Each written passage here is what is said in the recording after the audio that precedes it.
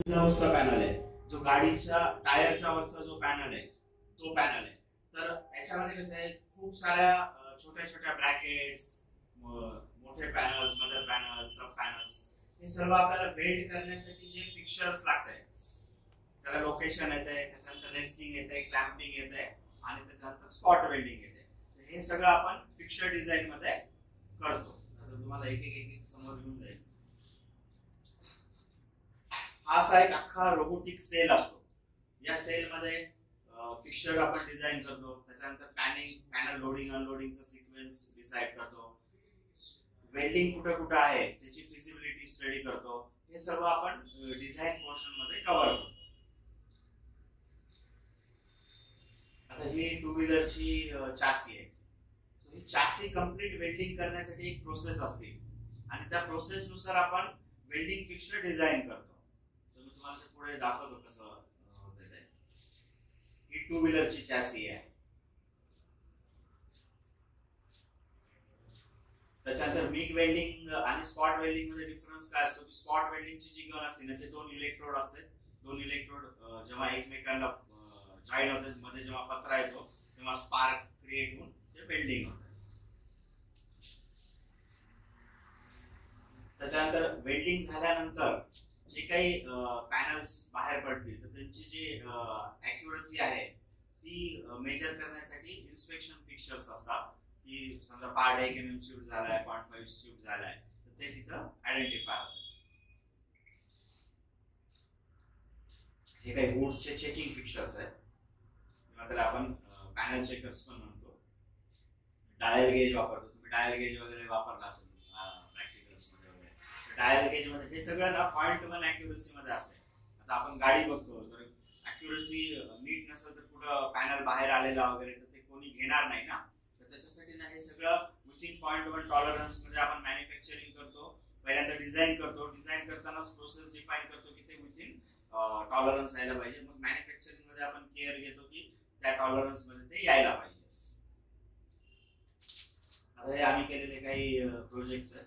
Panel checkers, त्याच्यानंतर trolleys. आता तुम्ही ट्रॉलीज वगैरे बघितले असतील, बऱ्याच वेळेस ट्रान्सपोर्ट साठी वापरतो एका ठिकाणी दुसरी ठिकाणी.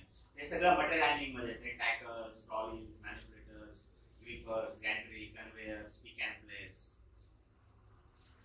आता हे आम्ही पीआयजी साठी बनवलेले काही मटेरियल इक्विपमेंट्स होते. याला ग्रिपर पॅनल एका ठिकाणी घेऊन रोबोट दुसऱ्या ठिकाणी प्लेस करतो. सो त्याला व्हॅक्यूम कप्स लावलेले असतात. बरेच कन्सेप्ट आहेत त्याच्यामध्ये. तर आपल्याकडे कॅटिया चालतंय. मोस्टली 90% कॅटिया यूज करतो आपण. देन एनएक्स चे काही प्रोजेक्ट्स असतात. त्याच्यानंतर प्रोसेस सिम्युलेट म्हणजे रोबोटिक सिम्युलेशन एक एरिया आहे. त्याच्यामध्ये आपण प्रोसेस सिम्युलेट म्हणून सॉफ्टवेअर यूज करतो. आपला मॅन्युफॅक्चरिंग सेटअप पण आहे तळवड्यामध्ये.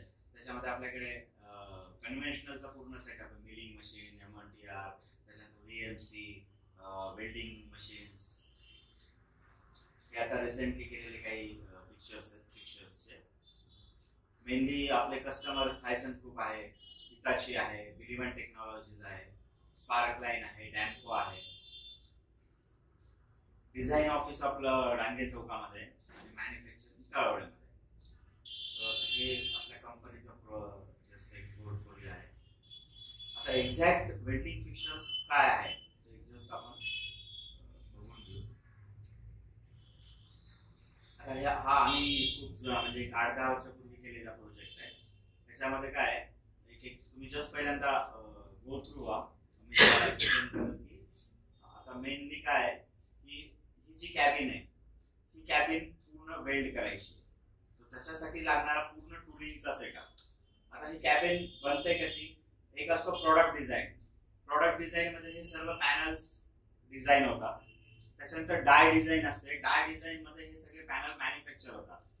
आता तुम्ही हे बघितलं रूफ आहे. रूफ म्हणजे वरचा पोर्शन. आता हा कसा बनतो, इनिशियली तर आपल्याकडे पत्रा असतो 8 mm थिकनेस किंवा 1 mm थिकनेस, 0.8 mm किंवा 1 mm थिकनेस, जो की त्यांच्या अनालिसिस नुसार बनलेला असतो. मग डाय माहिती का तुम्हाला, तुम्ही डाय डिझाईन वगैरे ऐकलं असेल ना. तर डाय मध्ये काय होतं की हा सगळं फॉर्मिंग डाय असते, पंचिंग डाय असते. हे सगळे पार्ट्स तुमचे डोअर असते, फ्रंट डोअर, रिअर डोअर, त्याच्यानंतर tailgate, under body, body side, खूप सारे असते. आता हे सगळे पार्ट समजा आपण एका एरियामध्ये असे ठेवून दिले तर त्याला आपण गाडी म्हणतो का? आता हे सगळे 1001 पार्ट्स असतील गाडीमध्ये, फक्त रिलेटेड टू शीट मेटल. हे सगळे जर आपण ओपन स्पेस मध्ये ठेवले तर आपण त्याला गाडी म्हणणार नाही. पण ज्या वेळेस हे जेव्हा वेल्ड होतात, प्रत्येक एका सब असेंब्ली असते, मग मेन असेंब्ली असते, अंडर बॉडी वेगळा असतो, बॉडी साईड, हे जेव्हा सगळं वेल्ड होऊन येणार तेव्हा तो गाडीचा फॉर्म घेतो. हे सर्व आपण करतो. ही माझी जुनी कंपनी आहे. कुमाओ म्हणजे फियाट ची सब डिव्हिजन आहे. तिचं डिझाईन चालतंय. मी तर 10 वर्ष मी या कंपनीमध्ये होतो.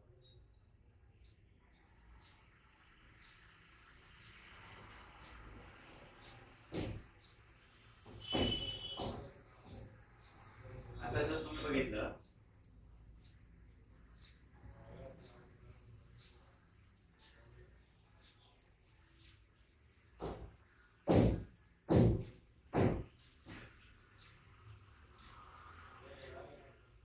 ही आहे ना, ही फ्लोअर लाईन आहे. फ्लोअर म्हणजे गाडीचा खालचा पोर्शन, फ्लोअर लाईन. तर हे सगळे मॅन्युअल फिक्चर्स आहेत. त्याच्यामध्ये मिक्स कॉम्बिनेशन असते. काही मॅन्युअल फिक्चर्स असतात, काही सेमी ऑटोमॅटिक असतात, काही फुल्ली रोबोटिक असतात. डिपेंड असतो की जॉब करावं. म्हणजे आता मारुतीच्या सेल भरपूर होतात, त्याच्यामुळे त्यांचं प्रोडक्शन त्यांना खूप स्पीडली काढावं लागतं. मग त्यासाठी आपण रोबोटिक लाईन वापरतो. समजा त्याच जागी जर फोर्ड असेल तर फोर्डच्या गाड्या फार काही विकल्या जात नाही. त्यांचं जेपीएच कमी असते, म्हणजे दिवसाला 2-4 गाड्या निघतात. मग त्यावेळेस आपण मॅन्युअल फिक्चर्स वापरतो. ते डिपेंड्स असते कस्टमरच्या रिक्वायरमेंटनुसार. आता ह्याच्यामध्ये काय आहे की हे सगळ्या वरच्या गन्स दिसतात हँग केलेल्या वरच्या हँगर, हे सर्व खालचं फिक्चर आहे. आता हा जर बघितला तर हा एक एक पार्ट लोड करतोय फिक्चरवर.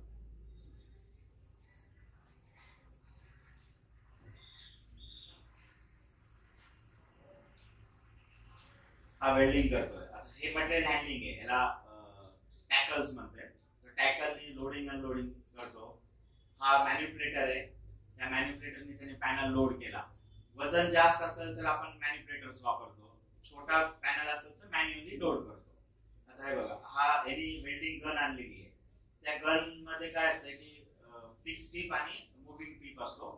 त्याने करंट फ्लो होऊन पॅनलला वेल्ड केल्या जातं.